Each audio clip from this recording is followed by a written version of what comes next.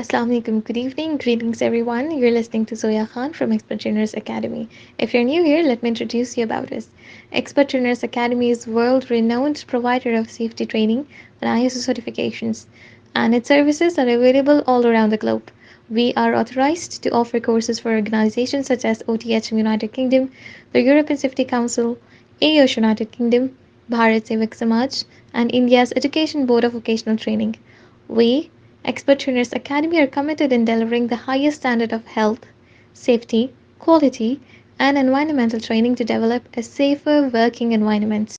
So before we step into this confined space training, I would like to touch base with some basic terminologies. Some might be some like Mr. Pervez is just being new to this. Although he's working the safety field, so there might be some freshers also might have been in. So I just wanted to share light on the different terminology that we use in health and safety. Health. What is health? Absence of disease. In simple terms, absence of disease or absence of illness, we can call it health. What is safety? Absence of hazard. Any place there is no hazard, we can call that as safety. So absence of risk or absence of hazard, we can call that as safety. Next, what is hazard? Hazard, khatra. So something or anything which has the potential to cause harm. Something or anything which has the potential to cause harm. That is called hazard. Let's take an example. There is a water spillage on the floor. So what is hazard? Slip hazard. So next, hazard. Risk. What is risk? It's the combination of likelihood of the hazard that is present and what is the outcome that we'll get from the hazard. So nothing but it's a combination of likelihood and severity of the hazard from the hazardous event. So risk is equal to likelihood into severity. Next, accident. An unwanted, unplanned, undesired event that resulted in personal injury or even fatality or property damage. That is called accident. Let me say that again. An unwanted, unplanned, which are event which resulted in personal injury or death or fatality or property damage. We can call it as accident. Next, near miss. Near miss, an unplanned event that did not resulted in any form of loss, but it has the potential to cause. Today, near miss can be tomorrow's accident. So we must investigate even the near miss too. Just because it's a near miss doesn't mean that it will not lead to accident. So it might lead to an accident tomorrow. So near miss, what is near miss? An unplanned, unwanted event that did not resulted in any form of loss, but it has the potential to cause.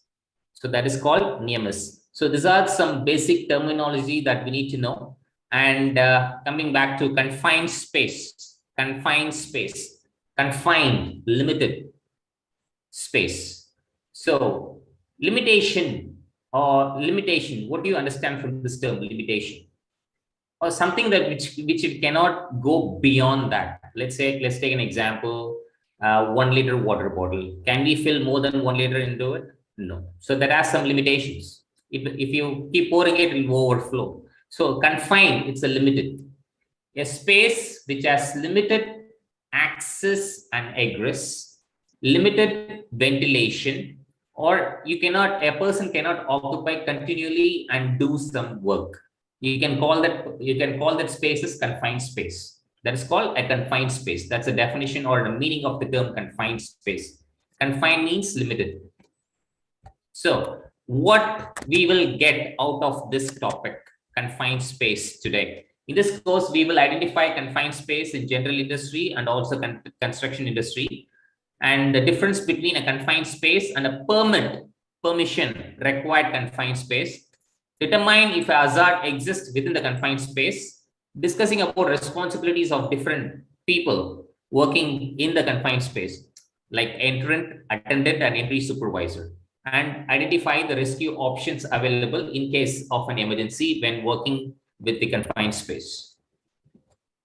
So definition of confined space, as we discussed, in the general industry, is large enough and so configured that an employee can physically enter and perform the assigned work given by the employer.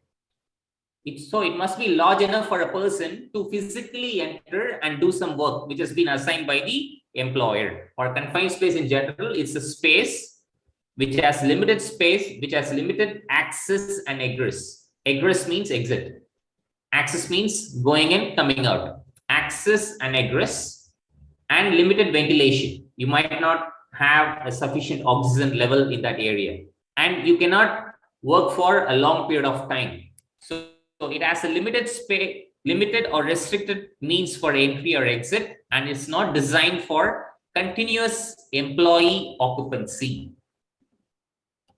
These are the examples of confined spaces: storage tanks, manholes, potholes, sewers, grain storage bins, boilers, ducts, tanks, vessels, silo, sewer, utility walls, pipelines, equipment and machinery, tunnels, and open top spaces, anything about 4 feet. Anything above 4 feet. And even excavation, the confined space, excavation confined space, which is about 1.2 meters and above. Any excavation which is of depth of 1.2 meters and above, we can call that as confined space. So these are some examples of confined space. So what are the hazards in confined space? Oxygen deficiency, or it may be the too much level of oxygen enriched atmosphere. A flammable atmosphere might be present. Toxic gas might be present. Noise, entrapment, engulfment, drowning. Temperature may be too high or too cold. Mechanical moving parts of machinery. Electrical hazard. Slip and trip hazard. So what are the control measures that we can do while working in? Some of the common control measures that we can do in confined space. Locking out moving parts. Lockout tagout system. You might have heard. LOTO. LOTO. Lockout tagout. De-energizing electrical parts or wiring. Blocking the steam pipes and product and feeding. Draining or pumping out liquid contents, and then air monitoring the content of oxygen present inside the confined space. So these are the control measures, some of the control measures that we can do in the confined space. Moving on to the next slide. Confined space standard 1910.146 as per OSHA contained requirement for practices and procedures to protect the employees in general industry from the hazards of entry into permit required confined spaces. It is not applicable for agriculture, construction, or shipyard employment. Permit required confined space. What is permit? Permit to work. It's nothing of permit to work. Allowing to carry out certain work. Allowing to carry out or taking, like driving license. You are permitted to drive the vehicle. So permit to work. You are allowed to carry out that work by taking necessary authorization from the permit issuer or other people who are actually, it will be done by the employer. So permit required confined space. Permit space means a confined space that has one or more of the following characteristics, like hazardous atmosphere might be present, engulfment hazard, internal configuration, inwardly converging walls or sloping floors might be recognized as serious safety or health hazard. So for those kind of spaces, you need to have a permit to enter inside the confined space to carry out certain work, which has been assigned by the employer. So permit space entry. If workplace contains permit spaces, employer shall inform exposed employees by posting signage, like warning signage, danger signage, or other equally effective means. It's the employer responsibility to post sign if it's a permit required confined space. Permit space non-entry. If an employer decides the employees will not enter permit spaces, employer shall take effective measures to prevent employees from entering permit spaces. So, if an employer decides its employees will not enter permit spaces, employer will take all the necessary measures to prevent the employees from entering into that confined space. Written permit space program. It's like basically a permit to work document, the issue, receipt, clearance, cancellation sometimes might be an extension. These are the four elements of permit to work document, or permit to work procedure, or permit to work system: issue, receipt, clearance, and then cancellation. Prior to issue, the permit issuer must physically visit that area to identify the hazards, to ensure the proper precautions has to be taken, and they will list out all the description of the job, what are the isolation that is required, and then they will give it to the supervisor who requested for that work to be carried out. And then the supervisor receives it, or the permit receipt, the person who requested for the job, he receives it, and then he keep a copy, and then he provides training for the people how to carry out the work safely, and then the people go and carry out the work. And once the work has been completed, they come back to the supervisor and tell the work is finished, and then he goes and check and do the clearance, and then the permit issuer comes and check and he does the cancellation. So this is a written permit space program. This permit to work document vary from employer to employer. It's basically means of a safety legal document which helps to prevent the accident in the first place, or mitigate the accident, or reduce the consequences level of the accident. So that is the basic purpose of doing permit to work. Permit to work is basically given for high risk activities generally. Written permit space program provides measures and procedures. It helps to prevent unauthorized entry. That means it's only the people who are allowed to carry the work. They are only allowed, authorized to carry out the work. Identify permit space hazards, ensure implementation of safe entry, safe means of access, maintain and ensure proper use of equipment, evaluate the permit space condition, provide for at least one attendant, monitoring multiple spaces. Methods of designating the roles of each active person. So these are the generally confined space attendant, confined space entry supervisor, and confined space entrance. So confined space entrance are the people or the workers who's going to enter into the confined space and going to carry the work. And we are going to see the responsibilities of each and every person. For summoning means calling rescue and other emergency service, emergency operation. We must notify all those people and keep it ready in the vicinity, so that whenever there is an emergency, they will be immediately called upon and they will be carrying out the rescue operation. And system for preparation, issue, use, and cancellation of entry permit. System for concluding entry after entry completion. Coordination with multiple employees if there is multiple employer present in that job site. System to review entry operation and permit space program. Moving on to the next slide.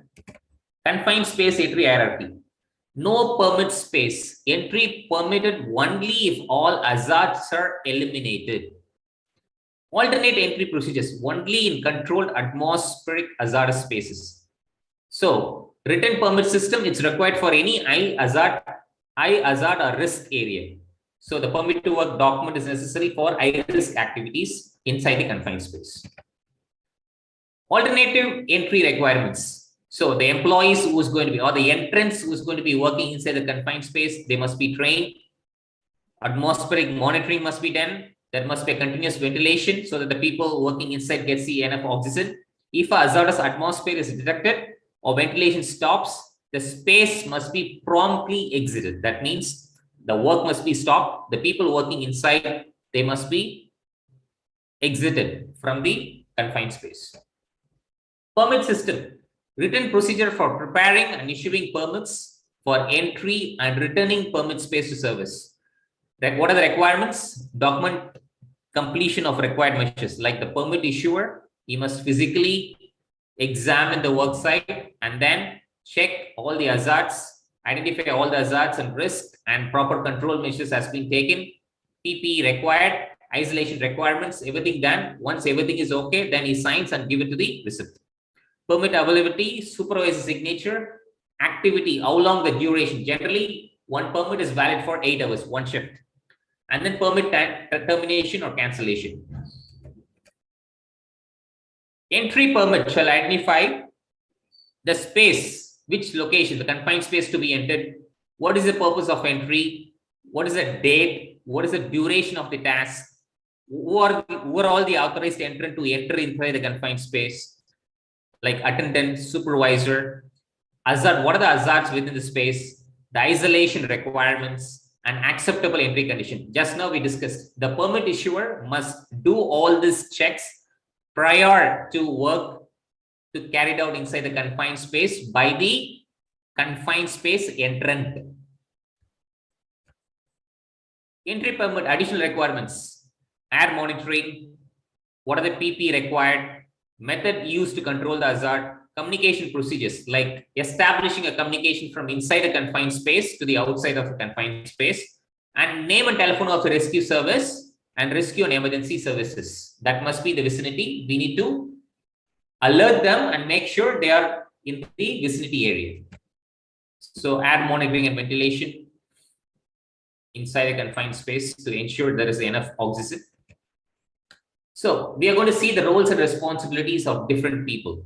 One is authorized entrant, and then attendant, and then confined space entry supervisor. Who is the authorized entrant? The employee or employees who is going to enter into the permit required confined space and going to carry out the work. And then confined space attendant, the individual or the worker who is stationed outside of the confined space, who monitor the people who's working inside the confined space. The people who's working inside the confined space are called confined space authorized entrant. And then confined space entry supervisor, who's a person who's responsible for planning, authorizing, and terminating the confined space entry. So these are three types of people involved for the confined space activity. Authorized entrant, what he must know, what is responsibilities? Knowledge of hazards present in the confined space. He must know how to use the equipment properly, the communication methods. He must know when to alert the attendant who's standing outside and when to exit. Attendance, the knowledge of hazard in permit space, aware of behavioral effects of exposure, maintain an accurate count of entrants. He must know how many people have gone inside and working inside the confined space. He must remain outside. He's like a savior. He's like a guard who's watching the people who's inside. Remains outside permit space during operations. He must communicate with the entrants every now and then. He must monitor activities inside and outside of the confined space. He must summon or call the rescue and emergency services whenever there is a need for emergency to be called. And then attendant, he must take action when unauthorized person approach permit space. Perform non-entry rescues. I mean, he must not enter into the rescue. He must not enter inside the confined space and carry out rescue. He must stand outside all the time. He must perform no other duties that might interfere with primary duty to monitor and protect. Like I said, he's a savior or he's a guard who is watching from outside to the people who is working inside the confined space. The confined space entry supervisor, what are his roles and responsibilities? He must know the knowledge of hazards in permit space. He must verify the completion of all test, isolation, procedures, and equipment displays as specified by the permit to work document. He must terminate and cancel permit as required. He must verify rescue services and operable someone's capability. So they must be, whenever they call, they must be able to reach within the time limitation. He must remove unauthorized individual in that area of the confined space. He must ensure entry operations remain intact. Moving on to the next slide. Training. The training must be provided to all employees acquired, like attendant, entry supervisor, and also entrant. So training must be provided to all this category of people. So all employees acquire they get the understanding, like I said, the training is also another way to get themselves competent. They must get the acquired knowledge, training, ability, and skill to perform the work inside a confined space safely.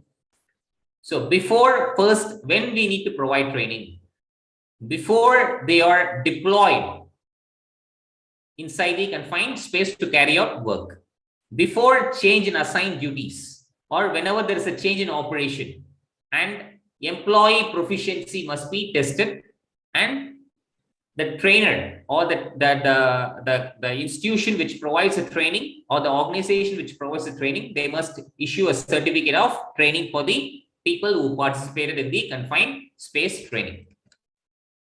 And then the last session, the rescue and emergency services.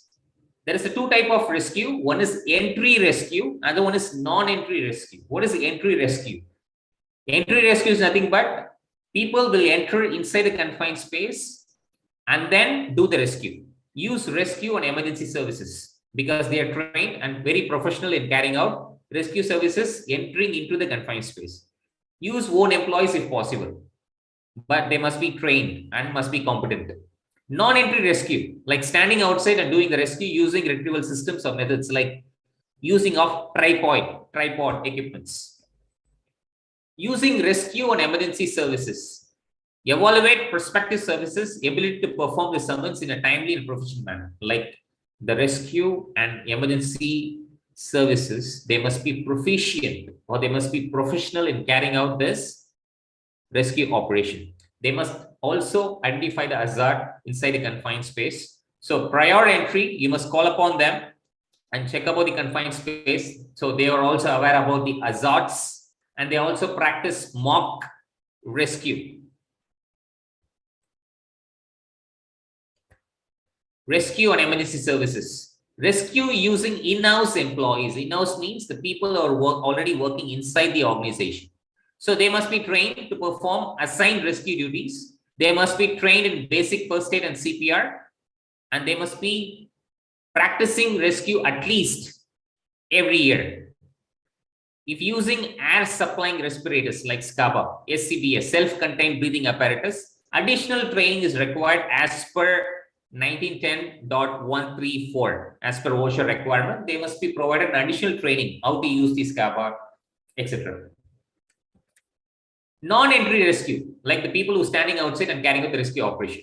Retrieving an entrant from a confined space without going into the space. Entrants must wear a chest or a full body harness with retrieval line attached. So it will be useful for them to lift them up using tripod. Confined spaces in construction. Employees required to enter confined or enclosed spaces shall be instructed on hazards. So the employees, they must be informed about the hazard, risk, and what are the control measures that need to take.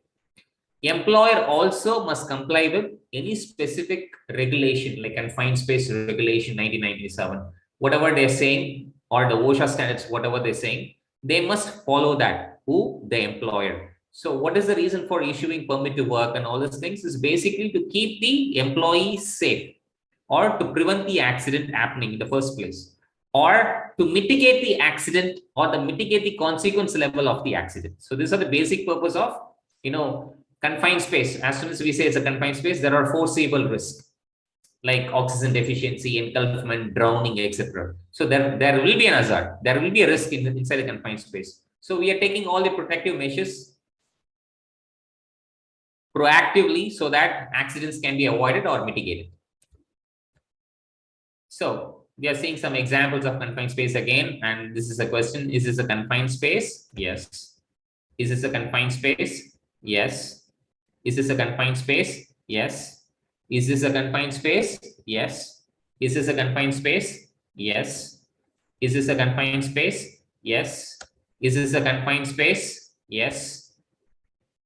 Open air space, anything above 4 feet is again a confined space. Excavation, again a confined space. It's depth of 1.2 meter and above. So again a confined space. Is this a confined space? No. Is this a confined space? Yes. Is this a confined space? Yes. Is this a confined space? Yes. Is this a confined space? Yes. Okay, we are going to summarize this. So we are get to know from this what is confined space. It's a limited access and egress, limited ventilation, and it is not a space for continuous occupancy of carrying out the work. And a difference between confined space and a permit required confined space. A permit required confined space has one or more hazardous like engulfment, drowning, hazardous atmosphere might be present. So it's a permit required, basically an authorization required from a competent person to carry out work inside the confined space with all the necessary protections are taken. And method to use determine whether hazard exists within the confined space. And we have seen the responsibilities for confined space entrant. the person who's going to enter inside the confined space and carrying out the work. And then confined space attendant, a person who's standing outside and monitoring the activities outside and also inside the confined space of the entrant. And also confined space entry supervisor and rescue operation. There are two types of rescue. One is entering inside a confined space and doing rescue. Other one who's standing outside, non-entry rescue, standing outside and carrying out rescue using tripod or other methods of rescuing a person who's trapped inside a confined space and needing some safety.